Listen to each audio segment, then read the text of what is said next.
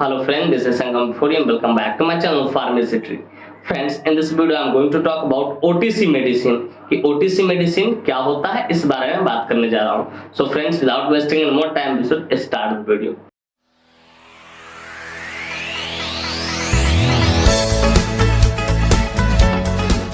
Friends, video को शुरू करने से पहले कुछ बातें मैं यहाँ पे शेयर करना चाहूंगा जो कि आपके लिए एक तरह से वार्निंग है. फ्रेंड्स, ये वीडियो सिर्फ जानकारी के उद्देश्य से बना है. इस वीडियो को देखने के बाद कोई भी मेडिसिन आप खुद से ना ले, कतई सेल्फ मेडिकेशन ना करें. Friends, actually I don't support self medication at all. So before taking और using any medicine you must consult your doctor. कि कोई भी दवा लेने से पहले या इस्तेमाल करने से पहले आप डॉक्टर से जरूर कंसल्ट करें. तो फ्रेंड्स, चलिए वीडियो की शुरुआत करते हैं. फ्रेंड्स, आज का हमारा टॉपिक है ओटीसी मेडिसिन. ये ओटीसी मेडिसिन क्या होता है? तो फ्रेंड्स, सबसे पहले मैं ओटीसी को डिफाइन करना चाहूंगा. ओटीसी होता क्या है? फ्रेंड्स, ओटीसी का पूरा नाम ओवर द काउंटर मेडिसिन होता है. ओवर द काउंटर मेडिसिन कहने का अर्थ ये हो रहा है कि कोई भी वैसा मेडिसिन जहां जिसे खरीदने के लिए या लेने के लिए आपको डॉक्टर के प्रिस्क्रिप्शन की जरूरत नहीं हो, उसे हम लोग ओवर द काउंटर मेडिसिन कहते हैं, या उसी को शॉर्ट में लोग ओटीसी मेडिसिन कहते हैं. फ्रेंड्स, कुछ ऐसे डिजीज होते हैं, ऐसी बीमारियां होती है छोटी मोटी, ठीक है, जिसके लिए आपको डॉक्टर के प्रिस्क्रिप्शन न भी लेगा तो भी आपको चलेगा, और वैसे मेडिसिन को डिवाइड करके रखा गया है कैटेगरी में, ओटीसी के कैटेगरी में. ऐसा सर दर्द हो रहा है तो उसके लिए थोड़ी आप डॉक्टर से दिखवाने जाओगे. जब ज्यादा होगा तब जाओगे. तो छोटे मोटे जो डिजीज होते हैं, शरीर में जो बदलाव होते हैं, बीमारी होती है, तो उसके लिए ओटीसी मेडिसिन को तैयार किया गया है. तो फ्रेंड्स, चलिए इसके लिस्ट को देखते हैं वन बाय वन करके कि ओटीसी के अंतर्गत कौन कौन से मेडिसिन आते हैं. तो फ्रेंड्स, सबसे पहले हम लोग कैटेगरी वाइज करेंगे, ठीक है. कैटेगरी वाइज करके मैं बताऊंगा आपको कि ये मेडिसिन होता है ओटीसी के अंतर्गत, ठीक है. तो सबसे पहला कैटेगरी है मेरा हाइपर एसिडिटी, या गैस्ट्राइटिस कह लो या एसिडिटी कह लो. कि सबसे पहले हम लोग गैस के लिए, अगर किसी पेशेंट को गैस बनता है तो उसके लिए क्या क्या आप मेडिसिन ओटीसी के अंतर्गत इस्तेमाल कर सकते हैं. तो पहले मैं नाम बोलूंगा, उसके बाद ब्रांड बता दूंगा. पेंटोप्राजोल, ठीक है, नंबर 1 है पेंटोप्राजोल, फिर रेवेप्राजोल, रैंटिडिन, लैंसोपेराजोल. ये चार जो मेडिसिन है, ठीक है, ये चारों जो मेडिसिन है ये गैस्ट्राइटिस के लिए है, हाइपर एसिडिटी के लिए, ठीक है. पेंटोप्राजोल, रेवेप्राजोल, ठीक है, लैंसोपेराजोल और रैंटिडिन, ये चारों का इस्तेमाल गैस को कम करने के लिए, एसिडिटी को कम करने के लिए इसका इस्तेमाल किया जाता है. जैसे पेंटोप्राजोल में आपने नाम सुना होगा, ब्रांड नेम पैंटॉप नाम सुना होगा, पैन 40 नाम सुना होगा. रेवेप्राजोल में रेवेलॉक 20 आपने नाम सुना होगा, ठीक है. लैंसोपेराजोल में लैंसो 30 आपने नाम सुना होगा. फिर आप रैंटिडिन में आपने नाम सुना ही होगा, रैंटिडिन के लिए आपने नाम सुना होगा, एसिलॉक 150 नाम सुना होगा, 300 नाम आपने सुना होगा. तो फ्रेंड्स, एसिडिटी को कम करने के लिए या हाइपर एसिडिटी या गैस्ट्राइटिस को ठीक करने के लिए इन चार मेडिसिन को आपको बिना डॉक्टर के प्रिस्क्रिप्शन को मिल सकता है, क्योंकि ये ओटीसी के अंतर्गत आते हैं. तो फ्रेंड्स, नंबर 1 कैटेगरी बिल्कुल क्लियर हो गया. अब चलिए सेकेंड कैटेगरी की बात करें. सेकेंड कैटेगरी यहाँ पे नोजिया एंड वोमिटिंग, कि अगर किसी पेशेंट को जी मिचला रहा, उल्टी करने का मन कर रहा है, ठीक है, तो उसको कंट्रोल करने के लिए, ठीक है, उसको कंट्रोल करने के लिए कौन कौन सा मेडिसिन चलेगा. तो फ्रेंड्स, उसको कंट्रोल करने के लिए बेसिकली 2 मेडिसिन यहाँ पे चलता है नोजिया और वोमिटिंग के लिए. नंबर 1 है डोमपेरिडोन, कि अगर किसी पेशेंट को क्या हो रहा है, डोम उल्टी टाइप का हो रहा है, तो उसको ठीक करने के लिए डोमपेरिडोन का इस्तेमाल किया जाता है. या तो फिर आप उसको कह सकते हो ओंडानसेट्रॉन, जिसको ओंडम 4 mg के नाम से आपने सुना होगा नाम, और डोमपेरिडोन के लिए आप गैस्ट्रैक्टिव 10 mg का ब्रांड सुना होगा आपने. तो फ्रेंड्स, बेसिकली नोजिया वोमिटिंग को कंट्रोल करने के लिए डोमपेरिडोन का इस्तेमाल किया जाता है और ओंडानसेट्रॉन का इस्तेमाल किया जाता है. आपने ओंडम नाम बहुत सुना होगा. तो फ्रेंड्स, मैं उम्मीद करता हूं कि सेकेंड कैटेगरी भी आपको अच्छे से समझ में आ गया होगा कि नोजिया वोमिटिंग के लिए क्या इस्तेमाल किया जाता है. नंबर थर्ड है हम लोग का कैटेगरी. नंबर 3 है एंटी स्पाज्मोडिक कैटेगरी, मतलब पेट दर्द के लिए. कोई भी वैसा मेडिसिन जो पेट दर्द के लिए हो, तो उसके लिए क्या क्या आता है. तो उसके अंतर्गत आता है डाइसाइक्लोमिन या डाइसाइक्लोमाइन जिसको बोलते हैं. तो वो पेट दर्द में बड़ा बढ़िया काम करता है, ठीक है. डाइसाइक्लोमिन जिसको इस्तेमाल, या डाइसाइक्लोमाइन भी लोग बोलते हैं, लेकिन मीन मैं ज्यादा पढ़ता हूँ. जैसे आपने नाम सुना होगा ब्रांड का साइक्लोपाम टैबलेट का आपने नाम सुना होगा. तो उसके अंदर क्या है, डाइसाइक्लोमिन ही है, ठीक है. तो पेट दर्द के लिए नॉर्मली ये दवा आपको आसानी से मिल सकता है, क्योंकि ओटीसी ये ब्रांड है. तो फ्रेंड्स, मैं उम्मीद करता हूं कि ये कैटेगरी भी आपको अच्छे से समझ में आ गया होगा. एंटी स्पाज्मोडिक कैटेगरी जिसको हम बोलते हैं. नेक्स्ट हमारा anti diarrhoeal category. Anti diarrhoeal category कहने का अर्थ होता है कोई भी वैसा मेडिसिन जो डायरिया के खिलाफ जाके काम करे और उसको कंट्रोल करने का काम करे, उसके लिए आपको डॉक्टर के प्रिस्क्रिप्शन की जरूरत ना पड़े।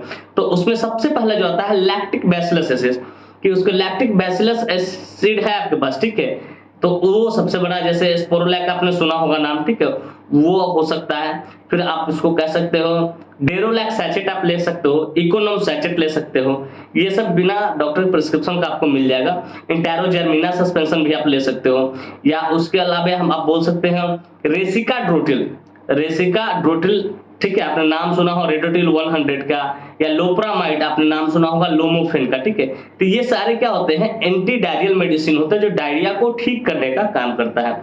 तो फ्रेंड्स मैं उम्मीद करता हूँ कि ये कैटेगरी भी आपको बढ़िया से अच्छे से शानदार तरीके से समझ में आ गए होंगे। फ्रेंड्स चलिए अब नेक्स्ट कैटेगरी हम लोग देखते हैं।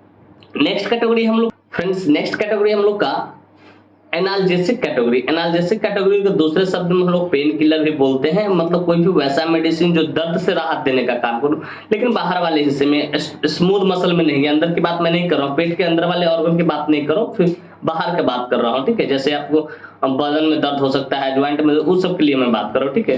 तो ये जो एनाल्जेसिक कैटेगरी था इसके अंदर आता है डाइक्लोफिनेक, एसिक्लोफिनेक, पैरासीटामोल और आइबुप्रोफेन। ये सारे इस्तेमाल किए जाते हैं ओटीसी के अंतर्गत। इसको आप आसानी से ले सकते हैं अगर दर्द हो रहा है आपको तब। तो जैसे डाइक्लोफिनेक का आपने ब्रांड सुना होगा, डायलोना टैबलेट आपने नाम सुना होगा। फिर आपको एसिक्लोफिनेक का नाम सुना होगा, जीरोडॉल पी में आपने नाम सुना होगा एसिक्लोफिनेक रहता है, या एसिक्लो प्लस आपने नाम सुना होगा, ठीक है। तो ये एसिक्लोफिनेक रहता है उसके अंदर। ये सारे इंसेक्ट्स कैटेगरी का होता है, ठीक है। Non steroidal anti inflammatory drug होता है।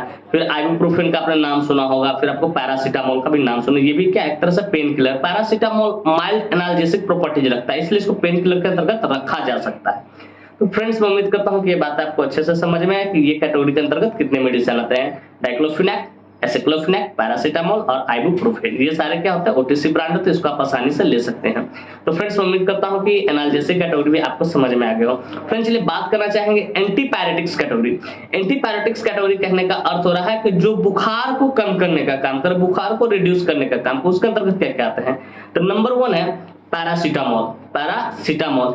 पैरासीटामोल एंटीपायरेटिक प्रॉपर्टीज भी रखता है, एनाल्जेसिक प्रॉपर्टीज भी रखता है। तो पैरासीटामोल का आपने नाम सुना हो तो ये फीवर को कम करने का काम करता है, जो कि इसका बहुत शानदार ब्रांड आता है डोलो 650, आपने नाम बहुत सुना होगा। फिर कहते हैं आइबुप्रोफेन में भी एंटीपायरेटिक्स क्वालिटी पाया जाता है जो फीवर को कम करने का काम करता है। तो फ्रेंड्स बेसिकली ये दो बुखार को कम करने का काम करता है, एक पैरासीटामोल और आइबुप्रोफेन। तो फ्रेंड्स मैं उम्मीद करता हूं कि बुखार को कम करने के लिए जो मेडिसिन आते हैं ओटीसी के अंतर्गत वो आपको समझ में आ गए हों।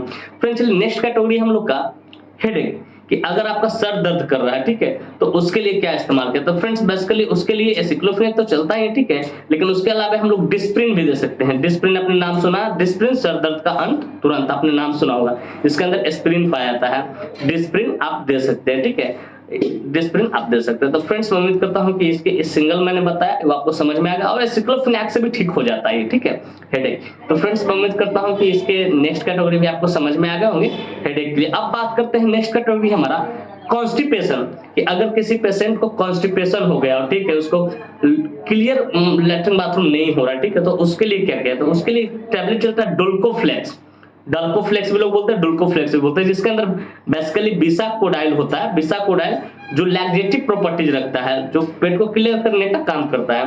तो डोल्कोफ्लेक्स या डोल्कोफ्लेक्स को बिसाकोडाइल जिसके अंदर पाया जाता है, या तो डोफालैक्स सिरप आपने नाम सुना हो, ये भी एक तरह का लैक्जेटिव ही होता है जो कॉन्स्टिपेशन को ठीक करने का काम करता है। इसके और आपको आसानी से ये चीजें मिल जाएगा। तो फ्रेंड्स मैं उम्मीद करता हूं कि ये भी आपको समझ में आया कॉन्स्टिपेशन के लिए क्या इस्तेमाल किया जाता है जनरली। फिर नेक्स्ट कहते हैं फ्रेंड्स डोल्कोफ्लेक्स के बाद नेक्स्ट कैटेगरी है कॉन्स्टिपेशन के बाद एमवीआई कहने का मतलब कोई भी वैसा मेडिसिन जो हमारे शरीर में न्यूट्रिशन की कमी को फुलफिल करे, जिसको हम लोग मल्टीविटामिन कहते हैं। तो इसके अंतर्गत आपको ए टू जेड आ सकते हैं, ए टू जेड गोल्ड हो सकता है, न्यूरोकाइंड गोल्ड हो सकता है, हेल्थ ओके हो सकता है। ये सारे क्या है, एक तरह क्या है कि हेल्थ सप्लीमेंट है, हमारे हेल्थ को बूस्ट करने का काम करता है। तो फ्रेंड्स इतने सारे मैंने कैटेगरी बताया जिसमें आपको ये सारे समझ में आ गए होंगे अच्छे से, ठीक है, कि एनाल्जेसिक कैटेगरी बताया मैंने, हाइपर एसिडिटी कैटेगरी के अंतर्गत क्या आता है, फिर आप नोजिया वोमिटिंग के लिए बताया मैंने, कॉन्स्टिपेशन के लिए बताया, एंटीपायरेटिक्स के तौर पे बताया, हेडेक के लिए बताया, ठीक है। तो ये सारे आपको अच्छे से समझ में आ गए होंगे कि ये सारे जो मेडिसिन होते हैं ओवर द काउंटर मेडिसिन होते हैं, ठीक है। इसका इस्तेमाल ओवर द काउंटर के तौर पे किया जाता है, इसको आसानी से आप ले सकते हैं बिना डॉक्टर के प्रिस्क्रिप्शन के। फ्रेंड्स अगर कुछ इसमें से बचा है तो नेक्स्ट वीडियो में इस पे बना दूंगा ओवर द काउंटर मेडिसिन और क्या क्या होते हैं। तो फ्रेंड्स मैं उम्मीद करता हूँ कि ओवर द काउंटर मेडिसिन के बारे में मैंने आपको अच्छे तरीके से समझाया और आपको शानदार तरीके से समझ में भी आया होगा।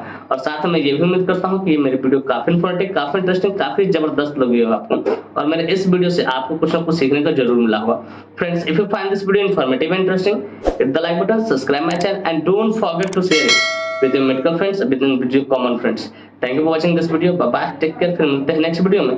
तो स्वस्थ रहिए, मस्त रहिए, ख्याल रखिए अपना और अपने परिवार का। थैंक यू, धन्यवाद।